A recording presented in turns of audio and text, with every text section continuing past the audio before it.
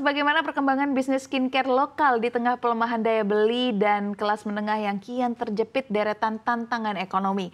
Langsung saja kami akan membahasnya siang ini bersama dengan CEO Glam Shine, Cindy Romawi Rapsanjani. Halo Mbak Cindy. Halo semuanya. Terima kasih sudah menyempatkan waktunya untuk hadir di CNBC Indonesia.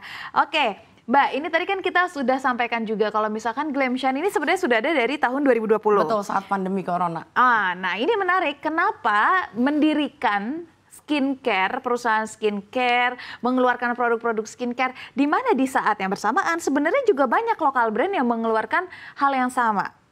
Silakan Mbak Cindy. Kalau aku kenapa waktu itu Glam Shine lahir di pandemi ya.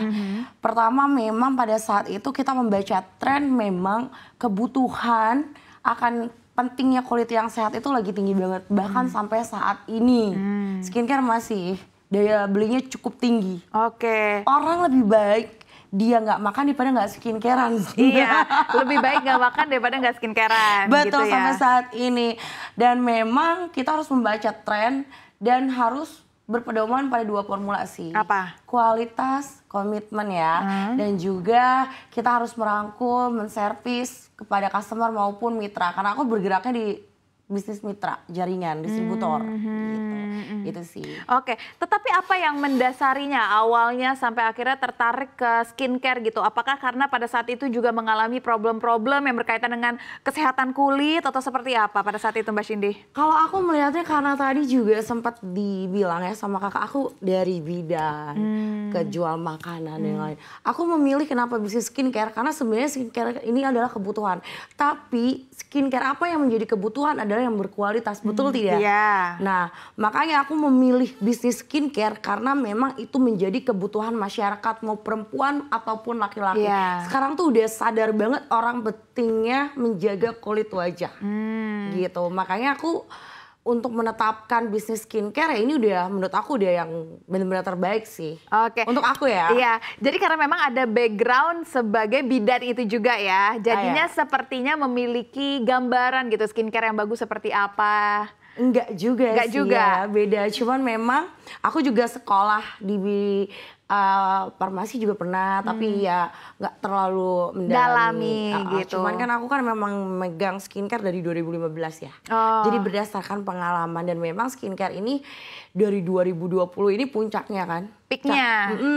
Sampai sekarang pun memang masih tinggi Iya. daya belinya. Oke. Tapi tergantung balik lagi. Yang menjadi kebutuhan adalah yang berkualitas. Yang menjadi kebutuhan adalah yang berkualitas. Menarik sekali. Tapi kalau gitu apa? Kalau kita berbicara tentang kualitas, semua produk mengklaim dirinya berkualitas. Betul ya. Lantas apa yang menjadi signature dari Glam Shine? Kalau aku ya, signaturenya adalah gimana kita menjawab kebutuhan dari orang-orang. Kebutuhan apa? Kebutuhan kulit wajahnya. Sedangkan Indonesia kan memang tidak lebih dari dia. Ya memang udah dasar kita sawo matang. Tapi orang banyak sekali yang mengklaim bahwa cantik itu putih. Yes, betul. Betul gak sih? Ya kan? Itu untuk mencerahkan iya, untuk flek iya, untuk jerawat. Karena si Glam Shine ini hadir untuk menjawab semua usia. Mau remaja yang memang dia lagi benar-benar hormon kan. Teenager gitu ada ya? Teenager ada.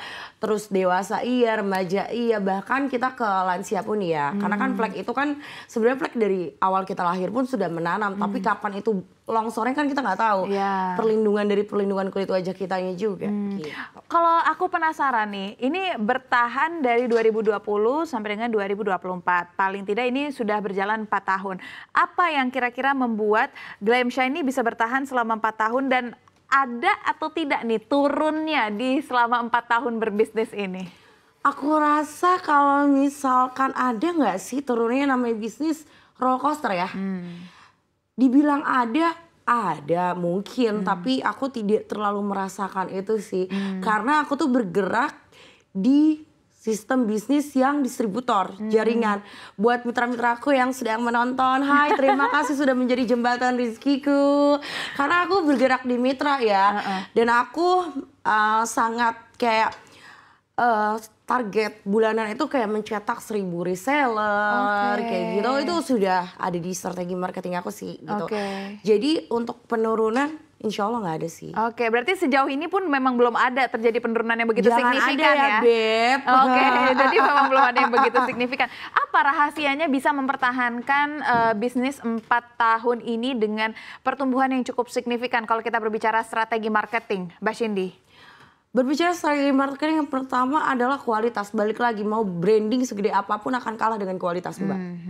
Betul nggak? Iya. Mungkin ada brand B yang ketika brandingannya besar, terus mengambil pasar kita, iya. Tapi 2 bulan kemudian customer balik lagi ke kita kalau memang kita punya kualitas. Tapi kalau kita nggak punya kualitas mungkin akan gede saat itu aja. Bulan kedua, bulan ketiganya nggak. Karena kan skincare itu kebutuhan balik lagi. Itu pertama kualitas. Yang kedua kita ini menerapkan pasar apa nih? Pasar retail kah atau pasar mitra kah? Kebetulan aku ini besarnya di mitra. Dan aku ya mempunyai strategi marketing sendiri untuk menjaga mitra-mitraku dan mengembangkan jaringan mitra-mitraku. Itu sih kayak road trip gitu. Jadi lebih engage dengan mitra-mitranya. Betul, bonding banget. Itu sangat penting karena kalau kunci utama dengan mitra itu adalah sinergi. Sinergi antara downline, upline, owner gitu. Ibaratnya teori sapu lidi. Dia tidak akan mempunyai kekuatan kalau hanya satu batang lidi. Betul tidak? Betul. Teori sapu lidi ini menarik sekali nih teorinya. Oke, Mbak Cindy, berbicara tentang tadi berbicara antara retail dan juga ada mitra. Tetapi sebenarnya menjadi target marketnya ini menengah kah, menengah ke atas, menengah ke bawah, atau mungkin ada usia-usia tertentu gitu? Kalau untuk di perusahaan aku sebenarnya Glam Shady udah beranak. Alhamdulillah udah beranak adik, bukan beranak, sudah mengeluarkan adik baru. Dia booster up. Dan memang lagi-lagi kita bisnisnya di mitra. Ya untuk aku, tadi apa? Target marketnya, jadi apakah kelas menengah ke atas atau ke bawah? Kalau aku lebih ke BC sih, karena tier kota 2 dan tier kota 3. Gitu. Oke, nah sekarang kan kita tahu nih, kita lagi dilanda permasalahan perekonomian di mana kelas yang menengah aja kini akhirnya turun level. Mau nggak mau jadi kelas bawah gitu. Iya, nah ini gimana nih? Apakah daya beli masyarakat tetap terasa ke bisnisnya Glam Shine atau enggak? Karena memang daya beli masyarakat ini sedang turun-turunnya. Betul, apalagi kita sekarang berbicara politik ya, karena perpindahan dari presiden lama ke presiden yang terpilih ya kan, mau nggak mau ada lah daya beli yang memang menurun.